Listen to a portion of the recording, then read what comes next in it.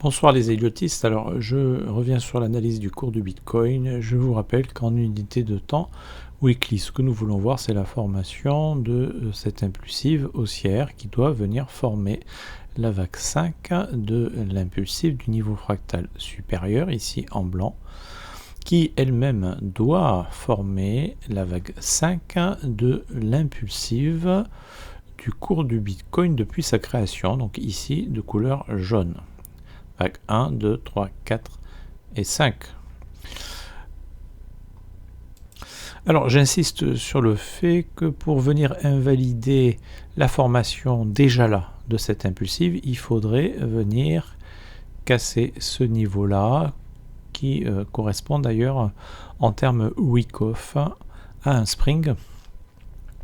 Alors il s'agit des 17 585 $ exactement. Donc tant qu'on n'a pas cassé ce niveau, eh bien le décompte d'une impulsive haussière avec la formation d'une vague 1 et 2 peut être maintenu. Je ne dis pas qu'il doit être maintenu, mais en tout cas il est légitime que ce scénario soit maintenu, car il répond en tout cas aux règles de l'Elliott Wave. Et si le cours devait venir casser ce précédent plus bas, ce dernier plus bas, pour venir former un bottom, alors le prochain niveau qu'il ne faudrait pas venir chercher, c'est celui-ci, c'est-à-dire nous sommes ici, vous voyez, au haut de la vague 1 de cette structure, donc de cette impulsive haussière, et selon les règles de l'Elliott Wave, une vague 4 ne peut en aucun cas, dès lors qu'il s'agit d'une impulsive, venir empiéter sur cette zone-là, la zone de la vague 1. La vague 1, la zone comprise plus précisément entre le haut de la vague 1 et le bas de la vague 2. En tout cas, dès lors qu'il s'agit d'une impulsive, il ne saurait en être question. Donc vous voyez qu'il y a deux niveaux là. Qui ne doivent pas être invalidés, et en tout cas selon un scénario boule, et tant qu'ils ne sont pas invalidés, alors encore une fois, il est légitime de maintenir ce scénario. Alors, je vais passer maintenant en unité de temps 1 heure. Alors, que s'est-il passé? Évidemment, là, il nous faut revoir notre décompte. Ce sont des choses qui arrivent, bien évidemment. Le cours nous surprend parfois. Ici, nous avions eu, vous voyez qu'en termes chartistes, on a un fanion de descendant ici. Et ce qui s'est passé ici, c'est que nous avons eu un fake out. Alors, évidemment, ce que j'attire votre attention sur une chose, c'est que vous voyez ici, nous avons eu la formation de cette impulsive baissière. Et cette impulsive, en réalité, elle est très difficile à décompter. Pour quelle raison? Eh bien, tout simplement parce que essayer de décompter ici une vague 1 et 2, c'est impossible. On ne peut pas décompter les vagues ici. Alors, tout ce qu'on peut imaginer, en tout cas, évidemment, là, j'ai dû revoir mon décompte, mais tant que nous n'avions pas formé ce mouvement-là, eh bien, on pouvait tout à fait concevoir que nous avions eu ici une impulsive, alors avec évidemment des caractéristiques très particulières, et nous aurions pu avoir ici le bas de notre impulsive. Auquel cas, nous pouvions très bien concevoir le rebond de B, ici même, et enfin la formation ici de notre vague C. En définitive, évidemment, alors vu ce qui s'est passé, il nous faut revoir ce décompte. Alors le décompte que je vous propose, c'est celui-ci. Alors évidemment ici, on ne peut plus avoir cette impulsive ici, puisque vous voyez que le bas de cette vague-là est venu casser la racine de ce que nous considérions comme une potentielle vague 1. Donc ça, on supprime. Évidemment, si on supprime une impulsive, alors on supprime ici aussi l'impulsive. du niveau fractal inférieur. Il nous faut revoir notre décompte. Alors ce qui est assez surprenant, alors ça c'est ce qui arrive quand la smart money manipule le cours du Bitcoin. Vous voyez qu'ici par exemple, pour moi on avait très clairement une impulsive haussière. Aller décompter ici un zigzag, c'est très compliqué de décompter ici un zigzag. C'est beaucoup plus facile de décompter une impulsive en tout cas qu'un zigzag. Donc ici forcément à partir du moment où le cours est venu former un creux plus bas que le précédent, alors forcément ici ça ne peut pas être a priori une impulsive, mais il nous faut plutôt décompter un zigzag correctif. Alors magie du montage, je vais vous présenter un scénario alternatif, toujours un scénario boule, puisque tant que celui-ci n'a pas été invalidé, pour moi je le maintiens. Alors ici nous sommes dans un schéma Wyckoff d'accumulation, avec la formation d'une vague 1 ici, donc ça je maintiens. Une vague 1 en leading diagonale, donc diagonale d'initialisation convergente. Ici, vous voyez que j'ai modifié mon décompte, c'est-à-dire que je considère que ma vague 5, elle va jusqu'en haut ici. Elle est formée par ce zigzag. Donc la vague 3 est formée elle-même par un zigzag et la vague 1 zigzag. Évidemment, vague 2 zigzag, vague 4 zigzag. Et ici, il nous faut donc avoir une structure corrective pour former la vague 2. Donc ici en vert, vague 2. Ensuite vague 3.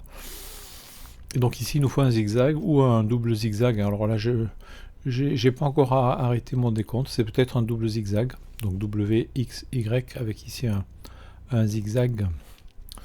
Donc premier zigzag et ici, là. Et un deuxième zigzag. Alors évidemment le zigzag du rebond de B ici là, il n'est pas facile à tracer parce que pour moi on avait ici plutôt une impulsive.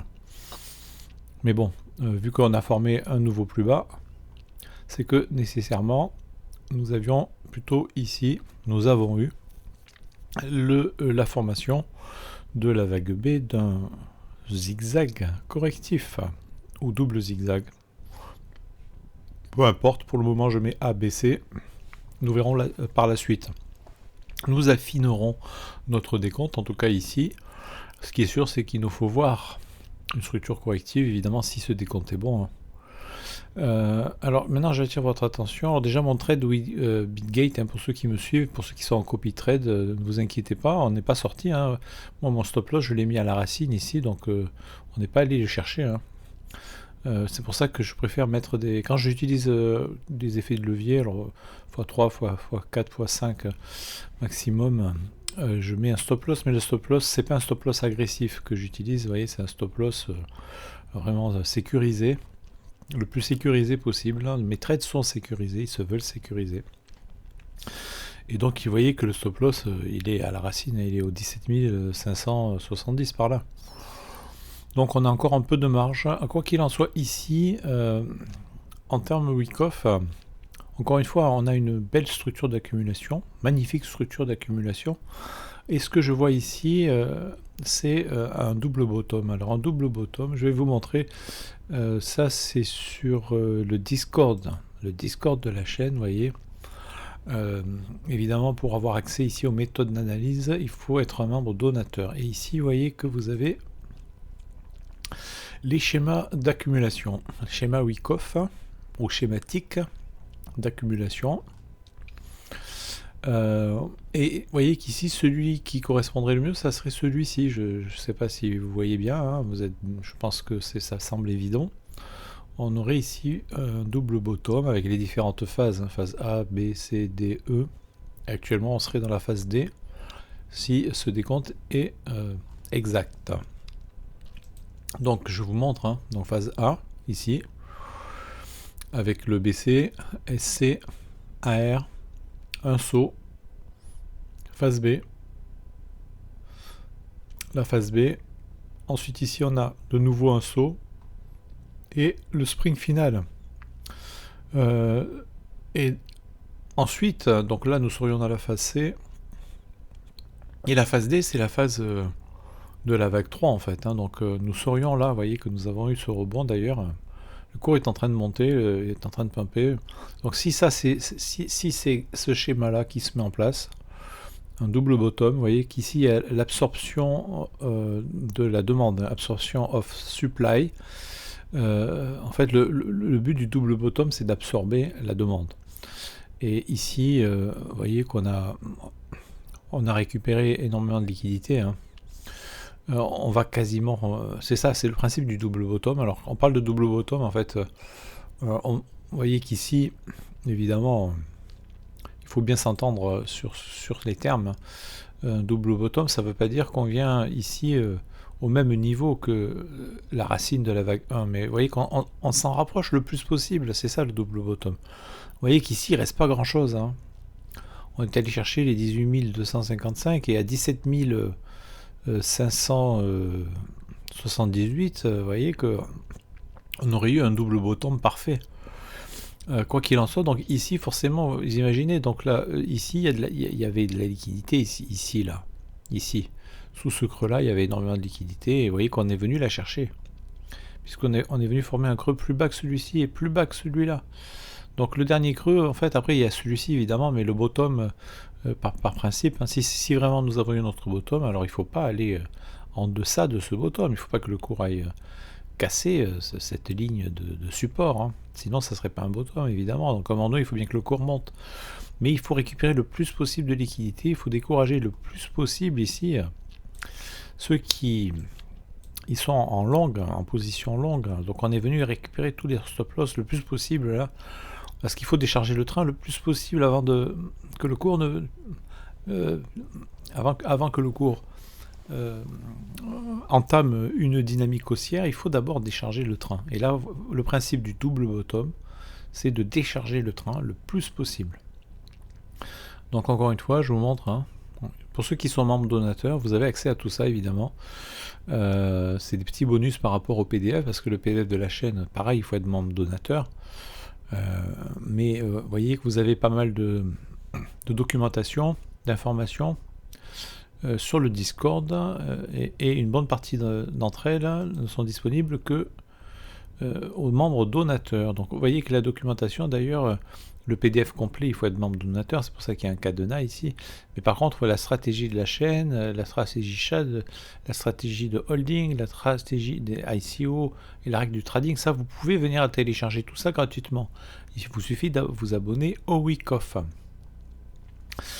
Je vous rappelle d'ailleurs que pour avoir accès à l'analyse héliotiste ici, vous voyez, des altcoins, il vous faut être abonné aussi. Il vous faut être un membre donateur. Donc si vous voulez avoir l'analyse des analyses régulières du Solana, le top 10 sur CoinMarketCap, top 50, top 100, 100 et plus, les crypto-pépites, crypto des exchanges, les shitcoins, etc., actions, or et métaux précieux, pétrole, matières premières, tout ça, c'est à chaque fois que vous voyez ici, vous voyez un cadenas, c'est que un cadenas, oui c'est ça, il vous faut avoir fait un don à la chaîne de 50 USDT pour avoir accès à tout ça. Voilà, donc encore une fois, vous avez ici ce double bottom, donc ça me plaît bien. C'est pour ça que je maintiens mon scénario bull, même si vous voyez qu'on est vraiment à deux doigts hein, d'invalider ce scénario. Si le cours devait casser ce niveau-là, évidemment, il faudrait revoir notre décompte. Mais cela retarderait d'autant plus la reprise du bull run, parce que vous voyez qu'ici on a une belle structure d'accumulation, donc on peut maintenant avoir la formation de cette grande vague 3 qui peut monter très très haut. Mais si on doit former un nouveau creux, alors il va falloir attendre encore de former une structure d'accumulation.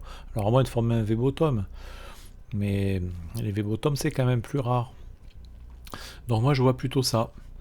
Encore une fois, je ne m'attarde pas sur le détail ici de la vague A, vague B, vague C, parce que on a ici, c'est ce que le cours forme là, quand on a ce genre de structure, c'est compliqué à décompter parce que ça répond pas parfaitement aux règles, hein. On a des espèces d'impulsives, voilà. On voit pas trop comment on peut décompter. Vous voyez ici par exemple là. Vous voyez, c'est cette bougie ici c'est censé former une impulsive baissière, mais où est la vague 1 et 2 là? C'est impossible. Alors ici c'est déjà plus simple parce qu'on a quand même une vague 1, vague 2, hop, peut-être sous vague 3 ici, 4, 5, et donc ici on aurait le rebond de B, et puis C. On On verra ça plus tard, hein. Le décompte précis, détaillé, on attend déjà que ce scénario soit validé.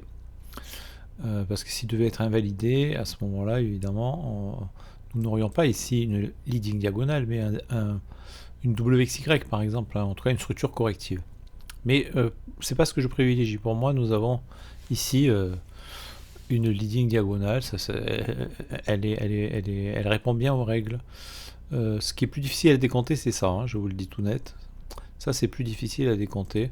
Quoi qu'il en soit, si on a un zigzag correctif ici, que ce soit en WXY ou en ABC, alors pour voir. Donc ici, on va voir les objectifs de la vague C par rapport à la vague A. Donc voilà ma vague A et la vague C.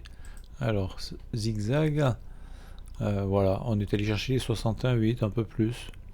Donc on a un objectif là. Et ici on peut très bien avoir peut-être à ce moment-là une structure en WXY avec ici il faudrait pouvoir décompter un zigzag. Ici vague B, donc zigzag aussi, difficile à décompter.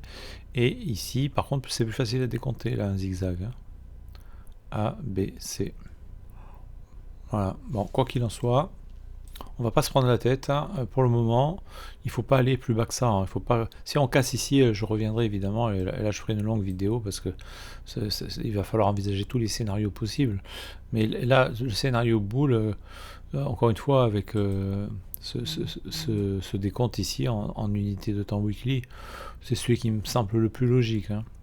C'est à cause de ça, à cause de ce décompte weekly que je maintiens mon scénario boule. Sinon, évidemment, et puis là, le précédent ATH, là, pourquoi est-ce que le cours irait beaucoup plus bas ici? Il a vraiment beaucoup corrigé. Donc, si on veut former cette vague 5, il faut que le cours remonte maintenant. Voilà, j'en ai terminé pour le cours du Bitcoin. Donc, vous voyez qu'ici, on a quand même une belle divergence en 4 heures. Vous voyez qu'ici, on forme des creux de plus en plus bas, ici de plus en plus haut. Et en daily, c'est pareil. Hein. En daily, on a, me semble-t-il, une divergence. On est où là?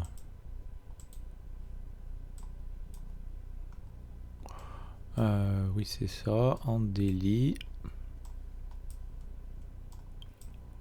Non, on est en weekly là. Je me demandais ce qui se passait là.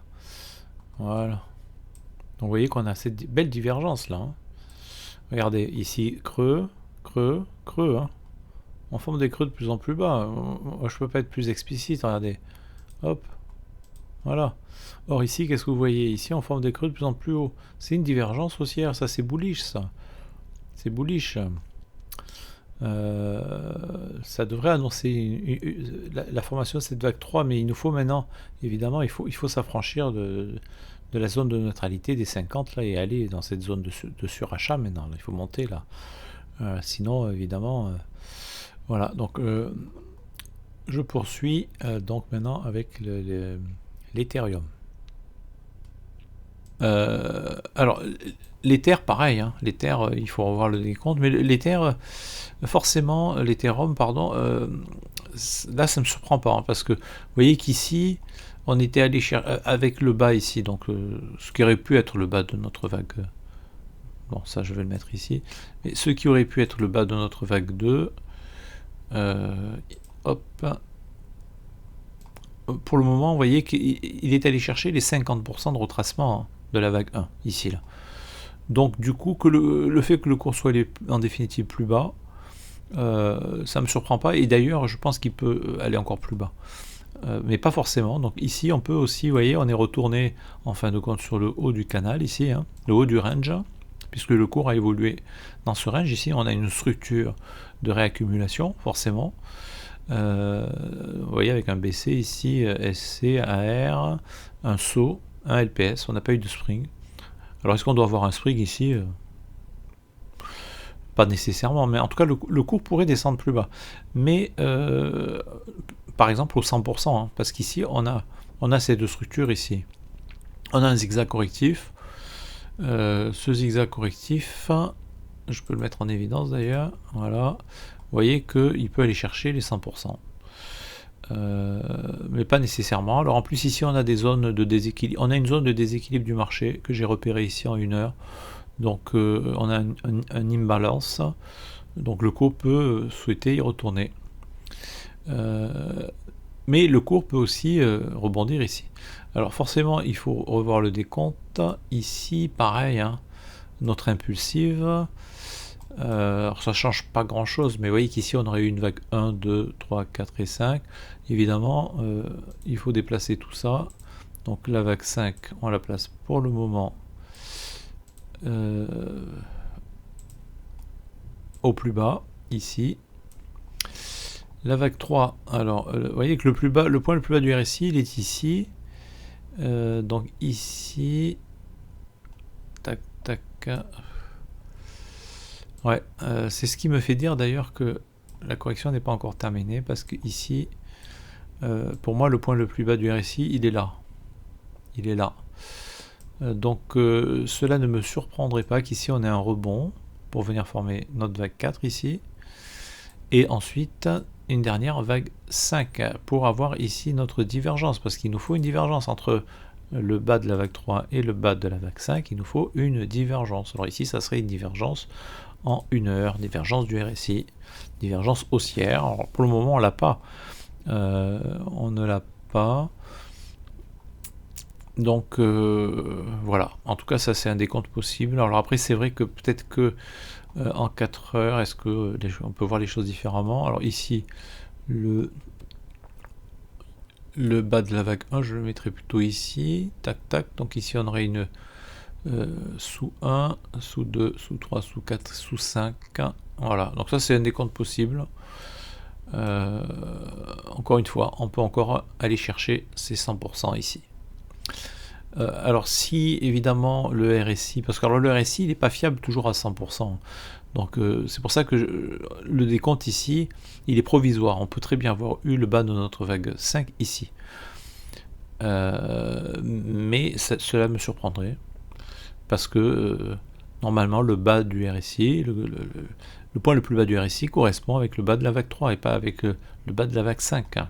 Vous voyez? Donc rebond de 4 ici, et enfin ensuite vague 5. Et on viendrait combler ici un imbalance.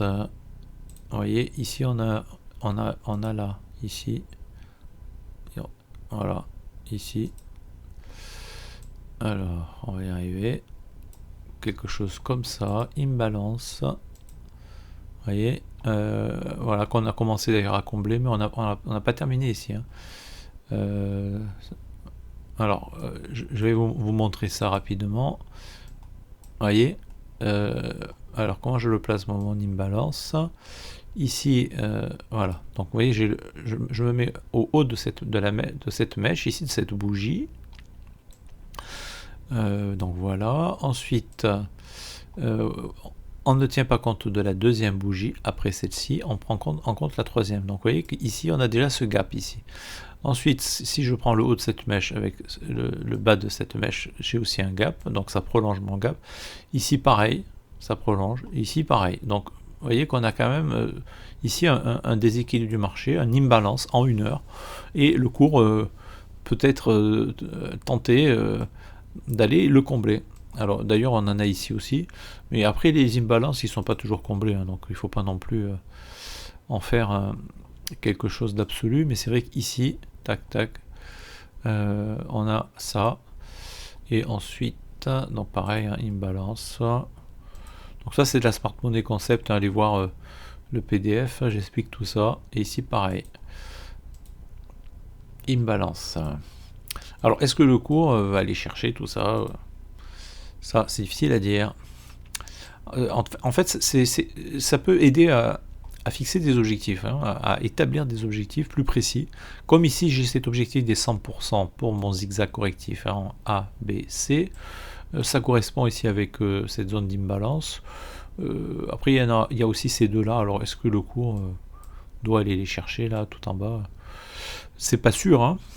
Mais en tout cas, celui-ci, c'est un objectif qui me paraît tout à fait raisonnable. Parce que, en plus, encore une fois, au niveau du RSI, on est venu chercher ici de former un plus bas, et on n'a toujours pas, on n'a pas la divergence. Cette divergence-là, en 1 heure, on l'a pas.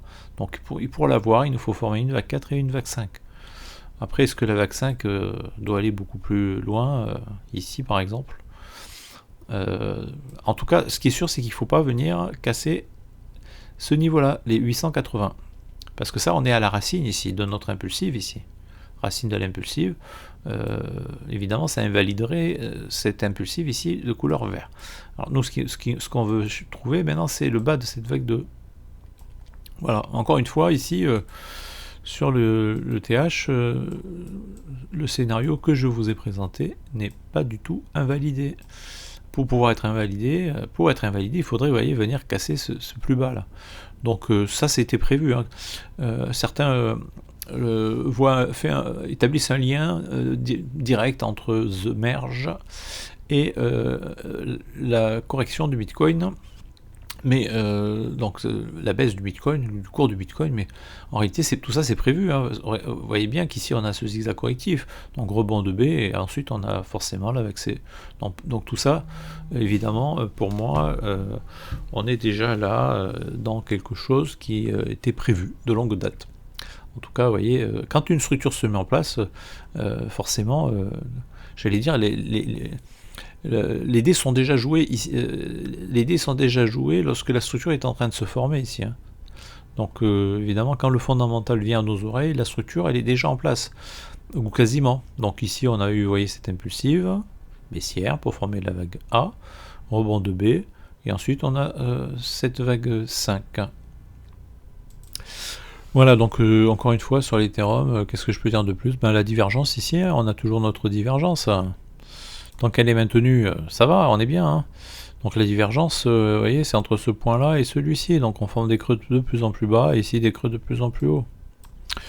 Comme on a eu une divergence ici, comme on a eu ici notre divergence baissière, etc. Bon, voilà. Bon, tout ça, on est bien là. Encore une fois, si vous souhaitez placer un trade sur l'Ethereum, pour moi, il vous faut placer votre stop loss ici à la racine. Ça, c'est le stop loss le moins agressif possible, le plus sécure, le plus sûr.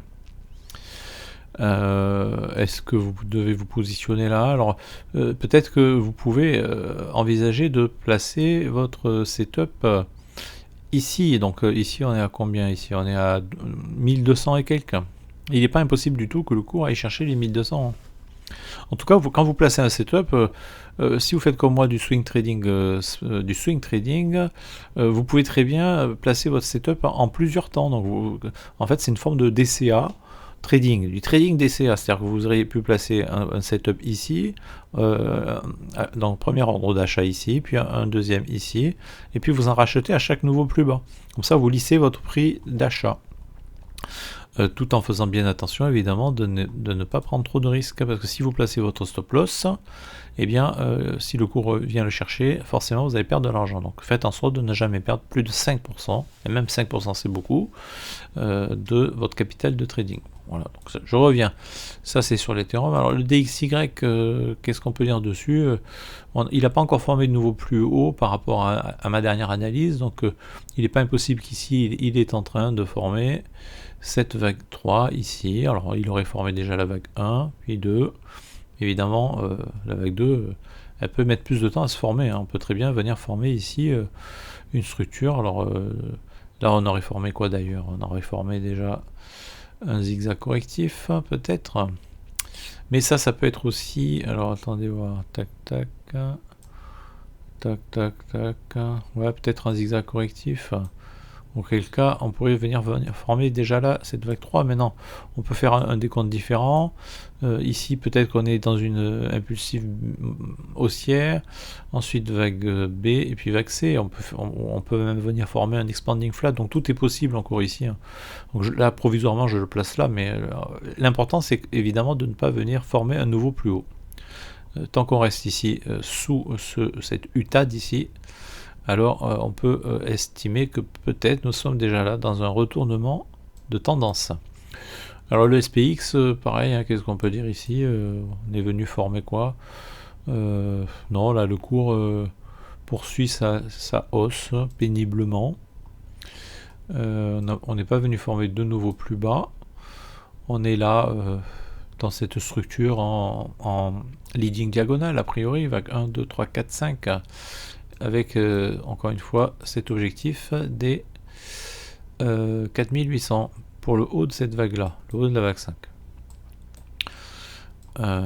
Voilà, mais tout ça reste évidemment, alors là évidemment ça c'est un décompte possible, mais tant que le cours n'a pas terminé de former la structure qu'il entend bel et bien former et qui ne dépend pas du tout de mon analyse, eh bien en tout cas pour le moment c'est le décompte que je peux faire, que je peux vous proposer, mais il est possible que suite à ce que le cours va former, eh bien je me vois contraint de vous proposer un décompte alternatif. En tout cas, ce qui est sûr, c'est que ça, ce que je vous avais montré, c'est qu'ici, vous voyez, parce qu'on aurait très bien pu former un zigzag correctif ici, en A, B, C. Or là, vous voyez qu'on est allé chercher les 200%. Et ça, quand on vient chercher un objectif, un tel objectif, 200%, non pas 168, mais 200%, 200%, c'est pas un objectif pour une vague C, d'un zigzag correctif. C'est plutôt l'objectif d'une vague 3. Donc c'est la raison pour laquelle, pour moi, ici, nous avons un bottom. Et une impulsive, alors au début je pensais que ça pourrait être une impulsive, mais en réalité, ici, forcément, vu la correction de la vague 4, ce que je vois, c'est une leading. C'est une leading, une diagonale d'initialisation divergente. Donc vague 1, la vague 3 plus grande que la vague 1, il nous faut une vague 5 plus grande que la vague 3. Et donc du coup ici, une leading, c'est pas forcément d'ailleurs une leading, c'est pas forcément un zigzag. On n'a pas forcément que des zigzags. Ça c'est le cas pour les endings. Les leading, ça peut être soit un zigzag, soit une impulsive. Cela dit, ici, ce que je constate quand même, c'est que on peut aussi décompter un zigzag ici. Un zigzag là, par exemple. Voilà, en A, B, C. Et ici, alors est-ce qu'on a un zigzag? On peut décompter peut-être. Ici, tac, tac, tac. Alors, pourquoi pas, hein, un zigzag de cette manière-là. Tac, tac. Voilà, c'est possible aussi. Donc zigzag, auquel cas, notre vague 5 doit être formée aussi par un zigzag. Voilà, genre quelque chose comme ça. À voir. Encore une fois, c'est pas toujours évident du tout de discerner entre une impulsive et un zigzag. Parfois, un zigzag peut ressembler comme deux gouttes d'eau à une impulsive, et réciproquement. Donc tout dépend comment on place évidemment ces vagues. Donc ici par exemple j'ai placé ma vague A, évidemment on pourrait peut-être faire un décompte différent pour ici tracer une impulsive haussière. Vague 1, vague 2, vague 3, vague 4, vague 5. Encore qu'au niveau du RSI ça ne correspondrait pas. Donc ici je verrai plutôt un zigzag.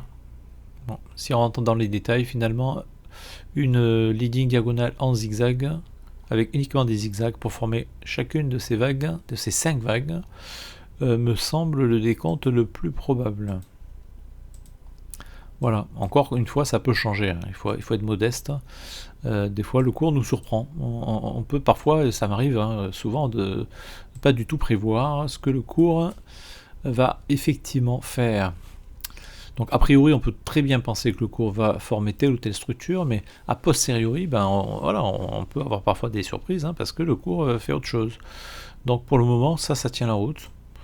Moi je verrai bien maintenant le cours du SPX monter, le cours du DXY descendre, et du coup le Bitcoin monter, l'Ethereum monter puis descendre pour former sa vague 5. Le Bitcoin, je le vois pas descendre. Vous voyez qu'il est monté brusquement là, donc il peut, à mon avis, ici, on est vraiment pas obligé de venir former un nouveau plus bas. J'attire votre attention sur le fait que si nous sommes bel et bien dans cette structure en zigzag correctif, forcément ici, c'est pas une impulsive. C'est ça. Il faut que je revienne là-dessus parce que moi j'avais clairement décompté une impulsive. Donc ici, il faut décompter a priori un zigzag correctif. Alors ce zigzag correctif, je vais vous le proposer ici. Alors forcément, ici, on a la racine de notre zigzag. Ensuite, alors ici, pourquoi pas, hein, vague A, puis B, tac, tac, tac, et vague C. Alors il faudrait vraiment que je puisse prendre beaucoup de temps là-dessus, mais je peux pas faire ça en live, mais pourquoi pas. Là il y a peut-être une possibilité de tracer ce zigzag de cette manière-là, avec une impulsive, zigzag correctif, donc un rebond très faible, très petit, très court, pardon, et ensuite ici, eh bien, une ending diagonale convergente. Ça change pas d'ailleurs, hein. On a bel et bien ici, d'ailleurs on a un flag ascendant ici, et là on a un flag descendant. Un fanion, pardon, ça c'est plutôt un fanion. Moi je suis pas très calé dans le chartisme, hein. Je fais de l'Elliott Wave. Le chartisme c'est plus simple d'une certaine manière. L'Elliott Wave permet d'entrer davantage dans les détails. Donc voilà, pour le moment on en est là. Donc encore une fois, il faut vraiment observer ce niveau-là. J'ai d'ailleurs mis une alarme, et si le cours devait venir former un nouveau plus bas, je serais... Ah ouais, l'alarme je l'ai mise ici plutôt. Voilà. L'alarme est là. Évidemment, là, il faudrait revoir le décompte. Merci. Un mot de conclusion pour terminer cette vidéo. Alors en conclusion de cette vidéo, je vous rappelle que vous pouvez tout d'abord bien évidemment vous abonner à la chaîne ainsi qu'au Discord, et si vous avez aimé cette vidéo, alors merci de mettre un petit pouce bleu et de mettre un commentaire auquel je répondrai sans tarder. Vous pouvez aussi demander l'analyse d'une crypto-monnaie de votre choix. Sur ce, je vous dis à très bientôt pour de nouvelles analyses.